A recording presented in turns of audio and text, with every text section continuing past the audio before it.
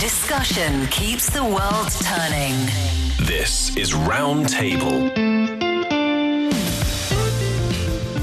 You're listening to Roundtable. I'm Steve Hatherly, together today with Niu Honglin and Yushan. Coming up, oh my goodness, the prospect of your parents meddling in your dating life can be off-putting, to say the least. But here in China, some parents are taking to dating apps to find love for their kids. We'll discuss. And after that, the happiest of happy places on the airwaves. Stick around for Roundtable's Happy Place.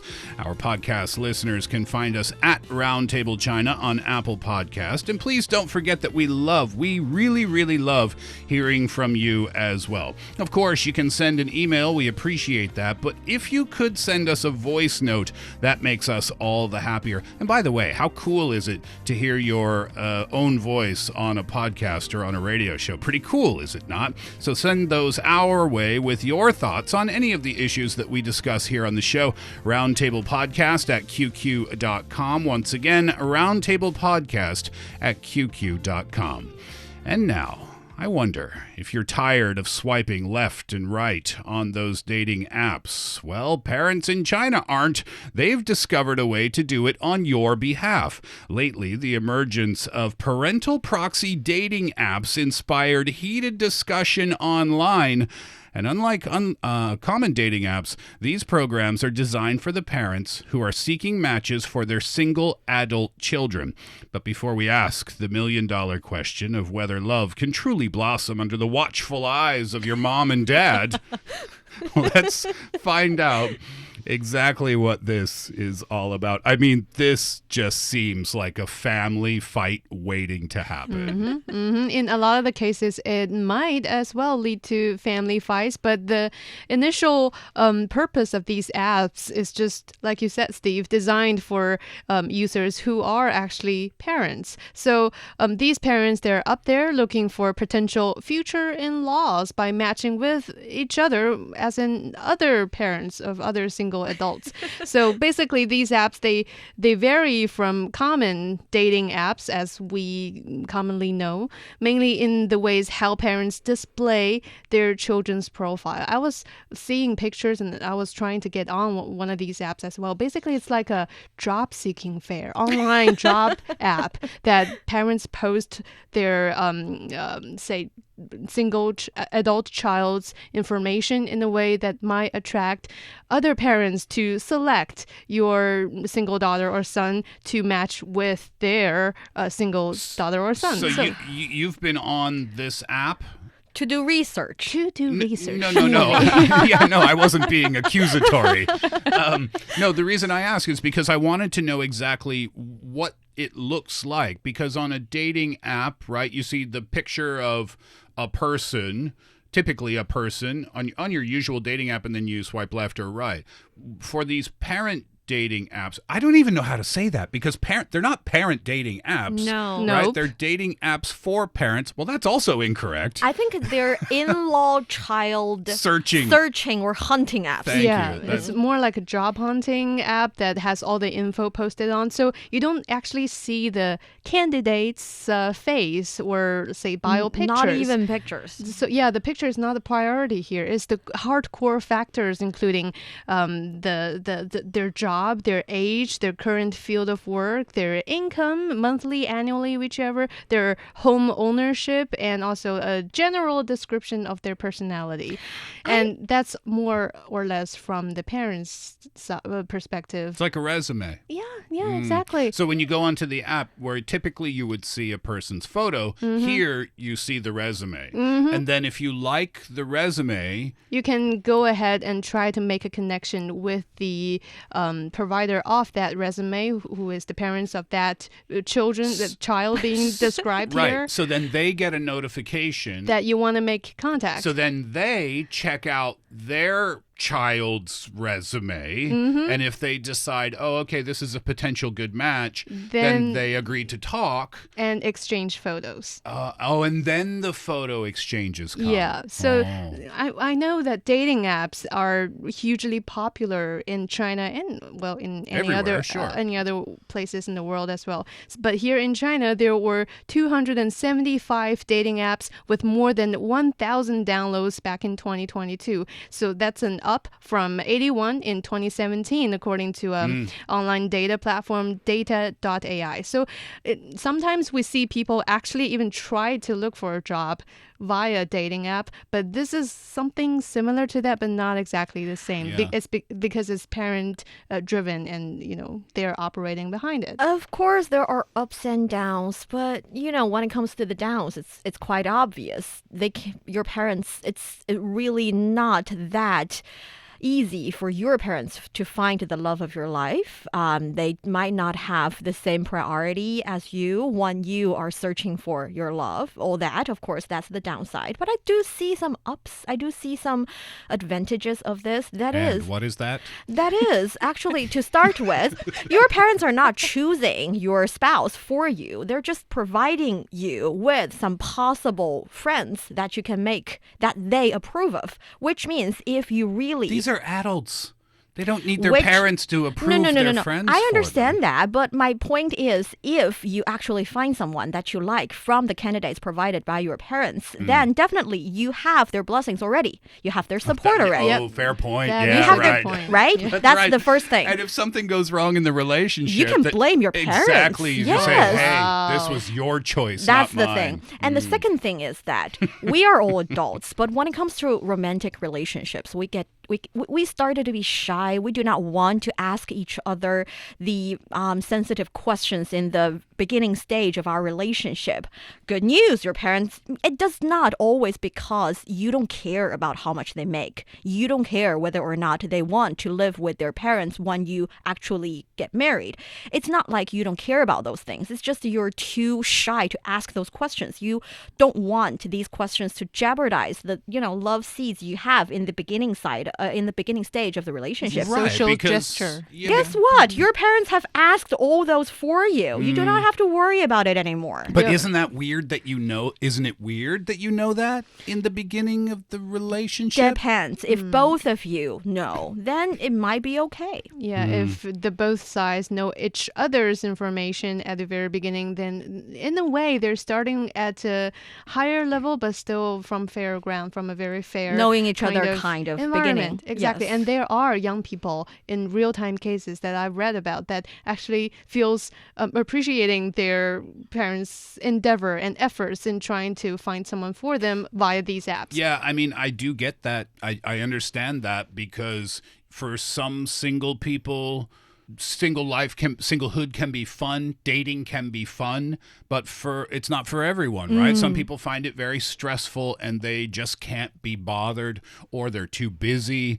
So if they don't mind having their parents be their romance agent, so to speak, then it might work out well. This is online. There's an example of this happening offline, too. Exactly. And that's in Beijing. I grew up listening to it as if it's a story, but apparently it's true. And it's been going on for years and years. So the marriage corner, or 结婚角, Yes, or 婚恋角, that's what's known. 相亲角. Yeah, 相亲角. That's what's known in many Beijingers' heart, that matchmaking places that's actually offline are being held in parks all over the city, and can be just like a fair where a lot of middle-aged parents are sitting down chatting with each other with their adult children's quote-unquote CV or hardcore fact introduction printed on a paper and listed on the ground. So you see a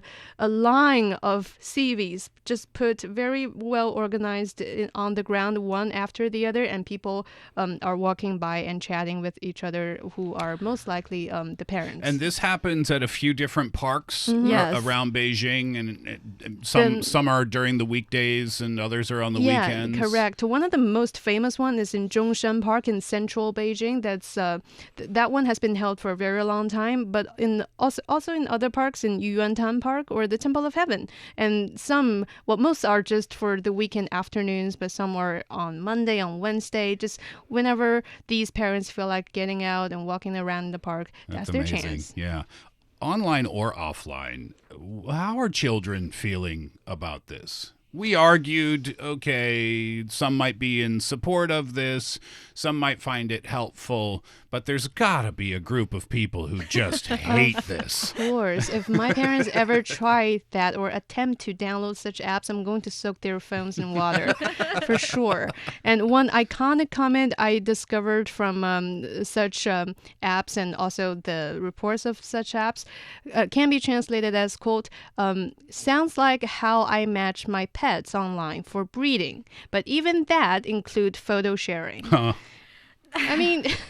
I understand the sentiment, but maybe it's because I am growing older and becoming a mom. My feeling is really mixed. When I first left home and start a job here in Beijing, my mom said, "There's only one thing that I want you to do," and I said, "I know, don't be a pushover and just know how to say no and fight for myself." She said, "No, I want you to be happy."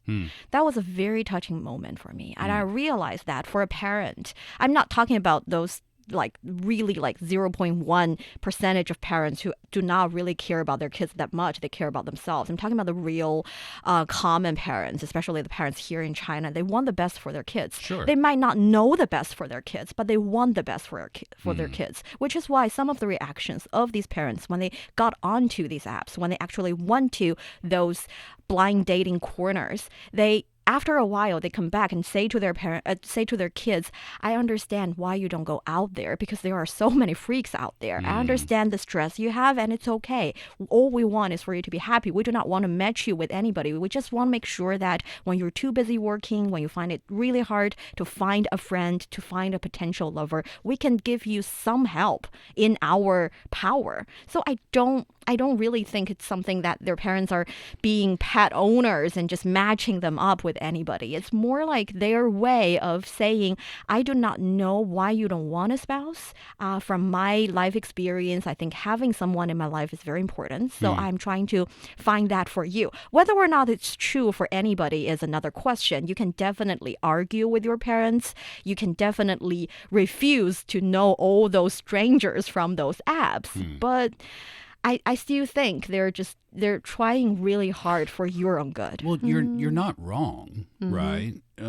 Every parent in the world wants what's best for their kids. And every parent, pardon me, in this romantic situation as well, they're just trying to help out their kids as best they can. Yeah. But in a vacuum, on paper, this might work. But the one thing I feel like you're not considering is the laundry list of potential problems that might come after a successful match. Here's what I mean.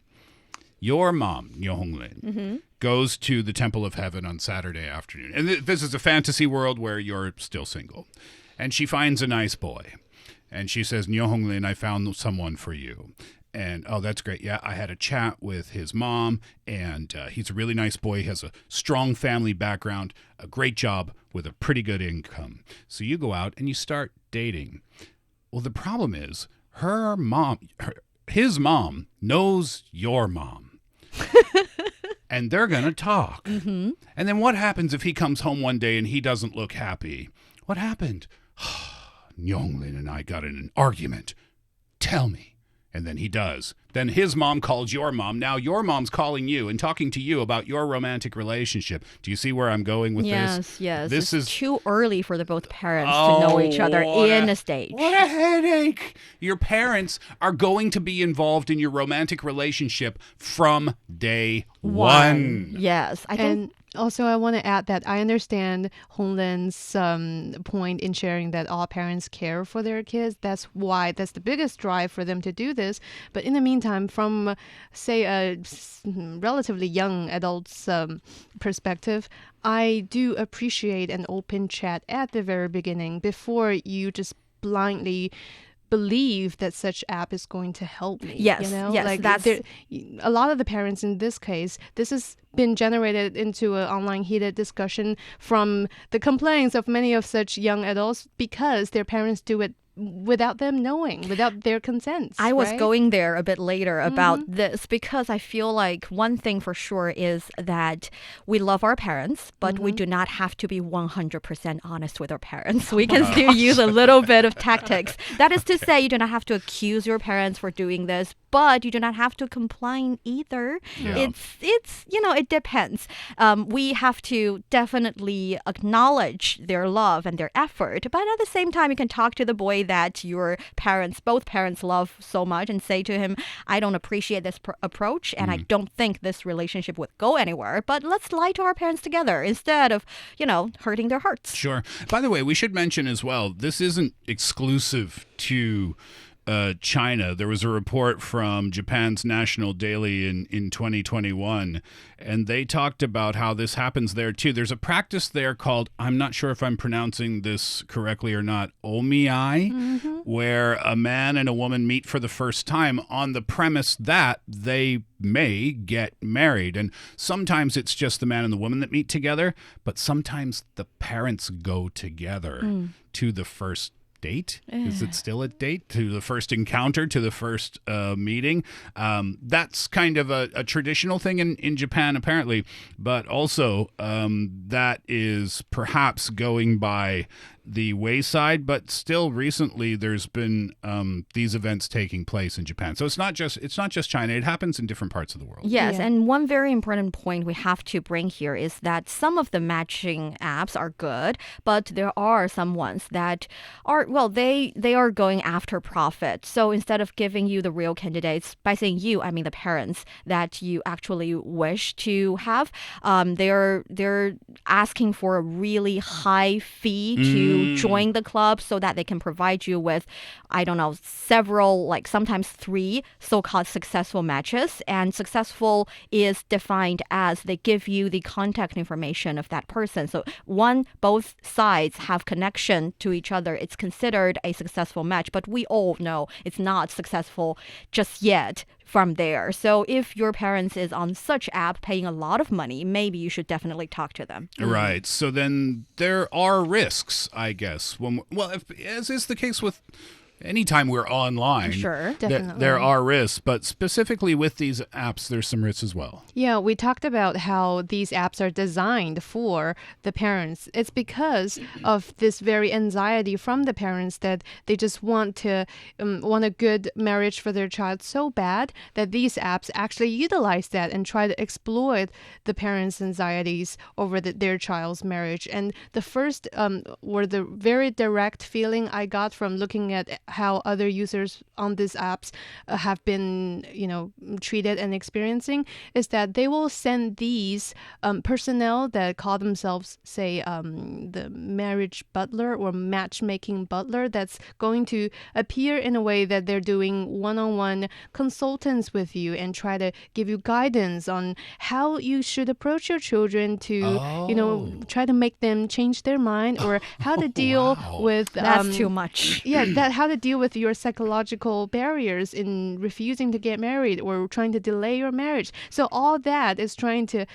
put this whole system inside the parents' head that, okay, there's Planting seeds. Exactly. And once these app users, these parents are hooked up and they try to get more information, that's when you need to purchase the full membership. Oh, right? I see. Oh, So that's one big reported disadvantage or if not risk for people, especially parents who don't always necessarily have all the, the information or the security boundaries in their head for using online apps. They might easily fall for these traps and, start to pay more and more and more in order to get more information. So just remember, it is a business and their goal is to make money as well. Yes. No doubt. It doesn't matter what your opinion is. It's happening right now, and some people support it and some people don't. But if that's you, well, hopefully you'll find your love.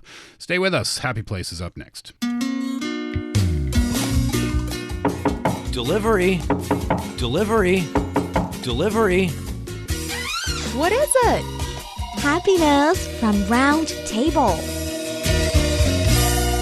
Round Table's happy place now, and Niu Honglin, we want to hear from you exclusively today. You had a very powerful experience recently. Yes, recently I went to the earthquake-struck area in Dingzhi County in Xinjiang Autonomous Region. So I do not want to describe my experience or place as a happy place. It's more like a positive, definitely for sure, moving and super touching kind of experience. Tell us. I went there around 3 days after the earthquake. I have prepped myself because I feel like I would see a disaster post-disaster situation, meaning that I could see a lot of tragedy because the earthquake has already took more than 126 lives. It's a lot of people. It's many families. So I've prepped myself. And when I went there, I gradually started to realize that though I hated the earthquake, I hated the disaster, I do feel a lot of power, human spirit after the disaster, during the during the rescue operation, during the resettlement of these people, and during those quake affected people trying to build their life again. And when I was there, actually I have some numbers to share. The earthquake actually happened on January 7th around 9 a.m. 10 minutes after the earthquake, disaster relief planes took off from from outside of the autonomous region to the county. 30 minutes later, the rescue operation in the epicenter started. On that same day, around the 3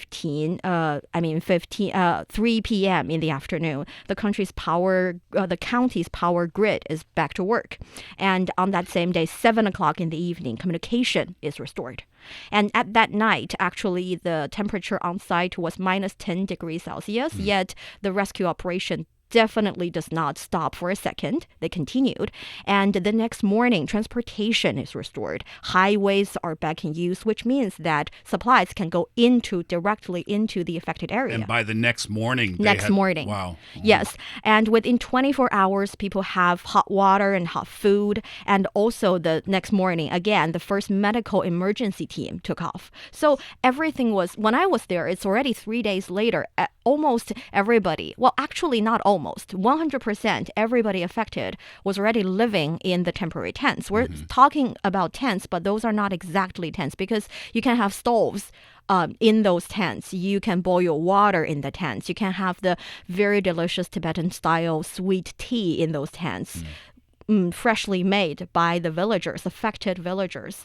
And when I was there, I see I think numerous supply carts getting into the area. When I was driving into the county and you see the carts, huge trucks with supply or without supply going with you, or you can see them already putting the supplies in the area and going out from the county. And I think for around several hours, every 10 seconds, you get to see one cart or one car has something to do with the disaster relief.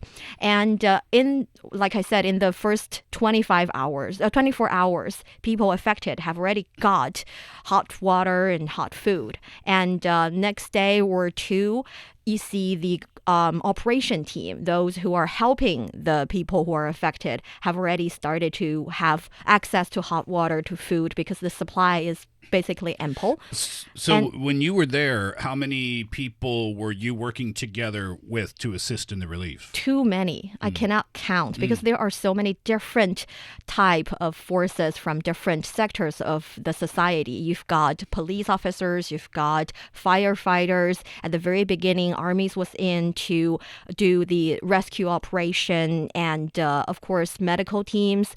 Even a group of psychologists went there. And also, we have a lot of different... Oh, a team of psychologists as well. Yes, they say that at the very beginning, maybe especially kids were not aware enough of the trauma they went through, but it is the vital moment for them to get connection with the kids so that later they can trust them and can get help from them. I mean, I've never been to this type of situation before, but that amount of foresight, realizing the emotional impact, not just the physical what happened for the disaster, but the emotional impact on the children even. Yes. That's impressive. It is. And also there are a lot of different types of volunteers, including, for example, restaurant owners. They went to the site and they brought their staff, they brought ingredients, and they start cooking freshly cooked meals for people who are affected. Yeah. And when I was on my way back, there are even a group of volunteers providing head washing services for the kids on site because they want the water to be hot enough and the equipment and everything. I was super impressed when I saw the videos. I think it was posted by either CGTN or our account here, that there are chefs there making ramen for yes, freshly made. Very tasty. I tried some. Yeah, like how was that organized? Those people came with you, or? No, we have different groups of volunteers, and that's another thing that I'm super moved about. That is, it's very orderly. Everything was very orderly. Say you are a volunteer, you want to give back to society, and you contact the county. The county will tell you, with your supply and your skill, which village is in most need of your donation. So you can go to that exact relocation or resettlement area and provide your love. What was your emotional takeaway? How did your perspective change after experiencing that? Like I said, it's not exactly a happy place, but it's definitely a very powerful place. Through this, I realized that the human spirit is...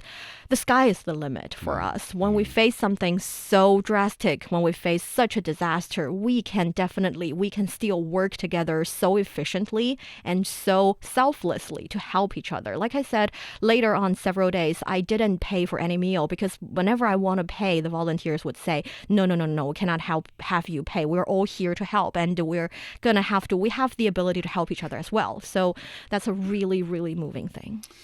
It is the power, isn't it, of human beings. I think about this a lot. There's a lot of annoying things about human beings on a daily basis, yes. right? You know, we go online and we see so much negativity, and there's so much negativity in the world all the time. But it seems like when we really need each other, when we really, really need each other, then we're there for each other. Yes. And it doesn't matter where you're from, and it doesn't matter what color your skin is or what language you speak. It's the human spirit that you got to experience. That's amazing. Thanks for sharing that, by the way. Thank you. That's it for Roundtable today. I've been Steve for Niu Honglin and Yushan. We thank you very much for you sharing your time with us today. Have a wonderful afternoon, and please do join us next time.